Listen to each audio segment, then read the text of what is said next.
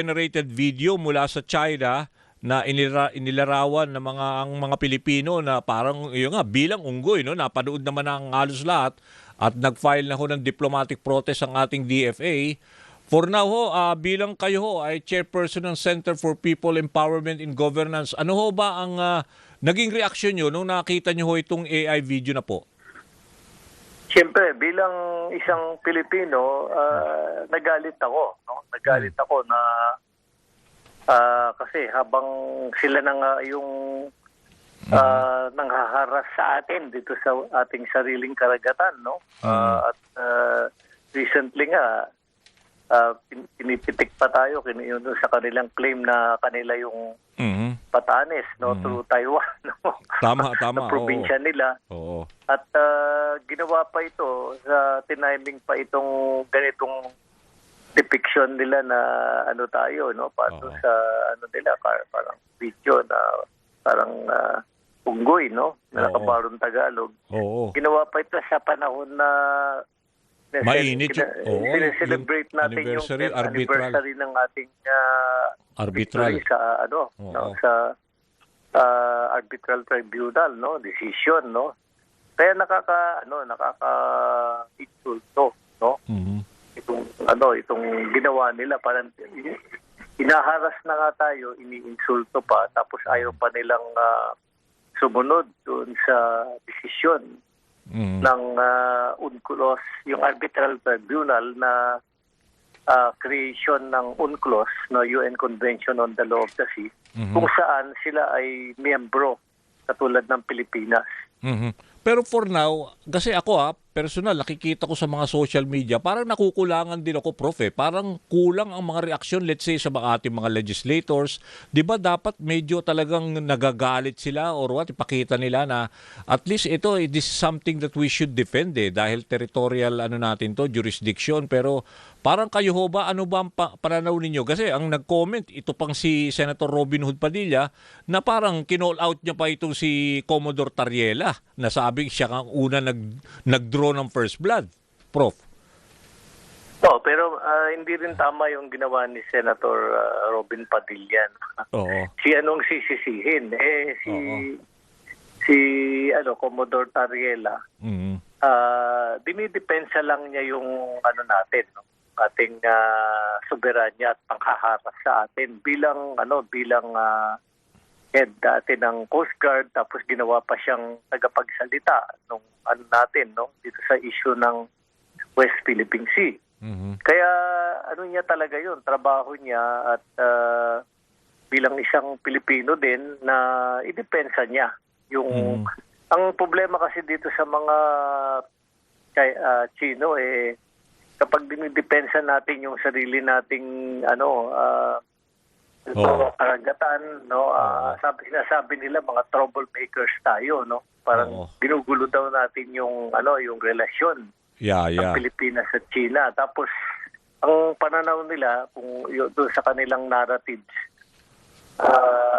pag pumapalag tayo, kasi behind nung pagpalag natin, nandun lagi ang US. Hindi naman totoo yun Kaya tayo pumapalag tayo dahil iniinsulto yung inaano yung interest natin bilang mga Pilipino, no, dito sa West Philippine Sea. Yun ang dahilan kung bakit tayo pumapalag. Hindi dahil sa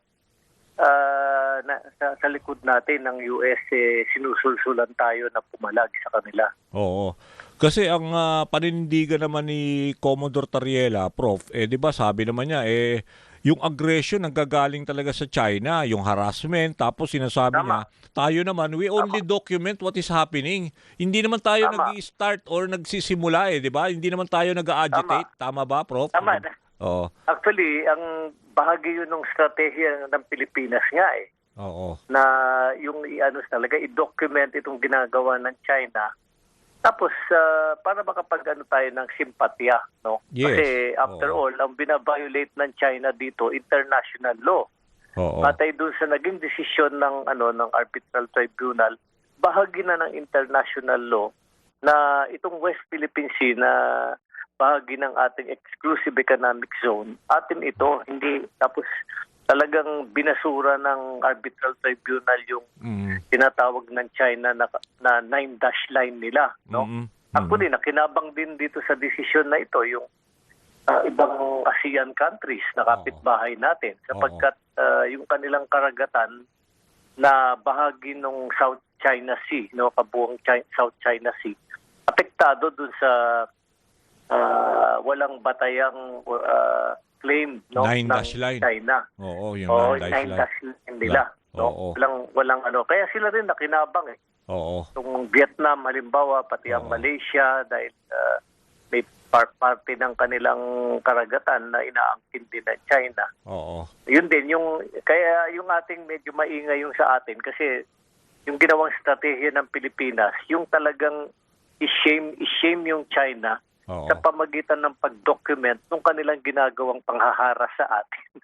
Di ba, nung nile-laser tayo, nung Tama. Oo. kaya Yung kinakanon, water cannon. nila, talagang kitang-kita. I mean, di mo na kailangan paliwanag masyado eh. Mm. Ilabas mo lang yun, yung sa video, no? At gamitin ng social media.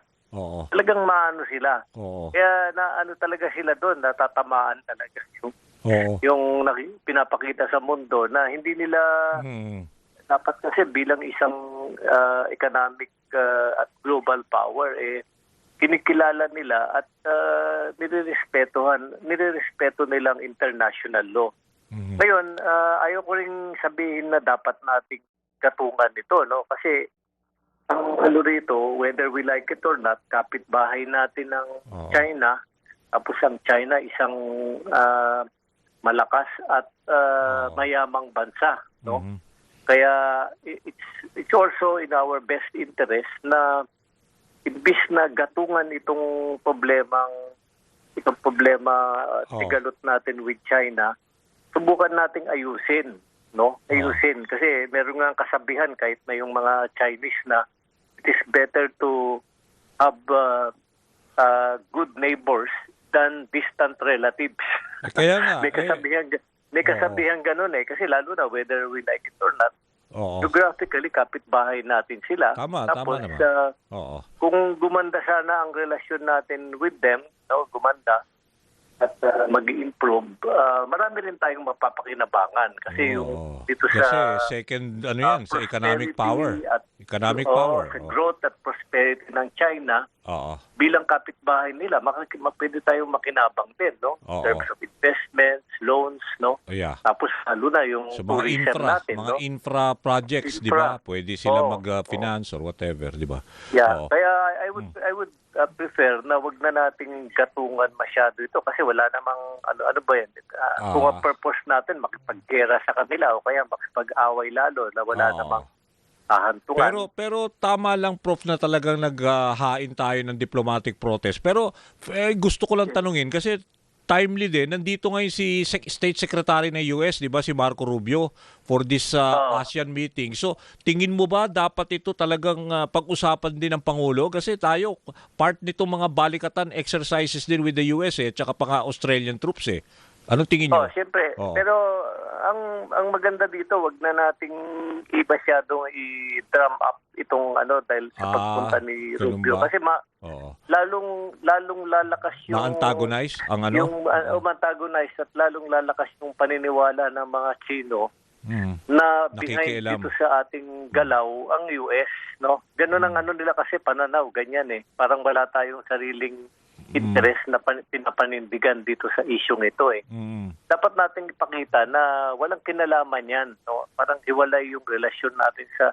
US, hiwalay din ang relasyon natin sa China. Kaya it would be to our best interest na ayusin ito, no? Ayusin ito, pero wag nang gatungin kasi siyempre, ang US naman gusto rin i-take advantage yung away natin with China, no? Kasi competitor nila yung kalaban nila.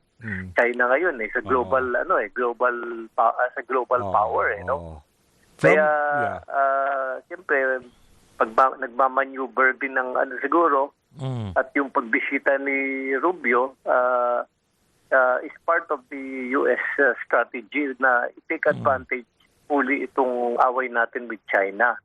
Pero ayaw Prof, nilang oo. ayaw nilang Oo. ayaw nilang lumakas yung natin with China. Gusto nila talagang Oo. away para mas madali tayong Oo. mas madali yung pakikipag-deal nila sa atin kasi kung Oo. Tama. hindi natin wala tayong masyadong kaalyado. Ganon kasi yung gusto ng Oo. mga makapangyarihang bansa eh. Pero Gusto nila Prof, one-on-one yeah. lang. Pero Prof, from a diplomatic standpoint, we can see naman na parang we are enjoying international support from other countries, di ba? Yung Australia, pati nga yung mga nag-claim din, katulad ng mga Vietnam, pati nga yung Opo. mga ibang Asian Yes, countries. tama. Mukhang in our favor, di ba? Para suportado naman nila tayo. Oo. Kasi Dani, nakinabang talaga sila sa ating pagkapanalo Oo Tayo, nga, yung arbitral victory. Tayong Yeah. nag-argue Oo. sa arbitration court at nanalo tayo. Kaya nakinabang sila dahil Oo.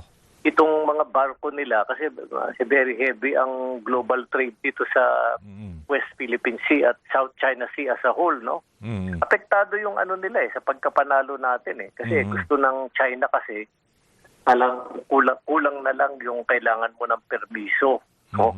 Kung kanilang implement o enforce yung kanilang claim, no, gusto nila talaga siguro lahat ng dumadaang diyan kailangan meron pang permiso sa kanila, no? Hindi naman kanila yung karagatan, no? Oo. So lahat nakinabang kasi itong mga countries na talagang involved dito o talagang sinusubaybayan itong isyung ito, nakikipag-trade dito sa Japan, sa South Korea, even with China and other Southeast Asian countries. Kaya apektado yung kanilang mga yung trading nila dito, trading network, no? So yung lalo na yung tinatawag na freedom of navigation, no? Sa international law, maapekto 'yan, no? Freedom of navigation. Pero Kasi lalo na kung enforce ng papabayaan ng China na gawin yung gusto niya sa kanyang narrative na kanya itong buong South China Sea, kaya nararapat lang na kailangan pa ng humingi ng permiso sa kanya para lang dumaan dyan o pumasok. Pero yung Prof, mga even commercial shipping, no? Pero Prof, Halos so sorry Prof kasi medyo kinakapos tayo sa oras, pero ito hong syempre kayo rin ho ay defense analyst, no? Ano ho ba ang basa nyo? Kasi ito naririnig ko lang at medyo mga marami rin mga political pundits na nagsasabi, since we have a presidential election in less than 2 years from now, parang ang tingin nila China will take an active role somehow, at least to support candidates that will be pushing for their cause. Tingin nyo ba China will go to that extent na somehow parang makikialam sa ating eleksyon sa 2028? malakas ang possibility yan Kasi yung nila, yung sa ngayon pa lang marami ng mga reports na lumalabas na talagang marami silang ini-invite na mga taga Pilipinas Na pumupunta sa mga China? mga influencers, no? Oo. At meron ding mga reports yung kanilang kanilang paniniktik, no? At maraming insidente. Mga intel. Oo. Paniniktik at saka yung may influence operations, no? Intelligence and influence operations. So, Intensify. Siyempre, dyan magaling din ngayon ng China yung cyber warfare. So tingin nyo mag-i-invest sila ng pera, Prof, talaga at least to make sure that they have at least a strong presence uli by 2028. Tingin nyo gagastos definitely para ma-secure nila yung kasi ang kasi ng China, gusto nila itong buong region natin, lalo na yung kung saan ang South China Sea maging nasa ilalim ng sphere of influence nila. Kumbaga noon nung early 20th century ang US, 'di ba, nag-declare ng tinatawag nilang Monroe Doctrine para sa Latin America and South America para masolo nila yung buong Latin America and Caribbean.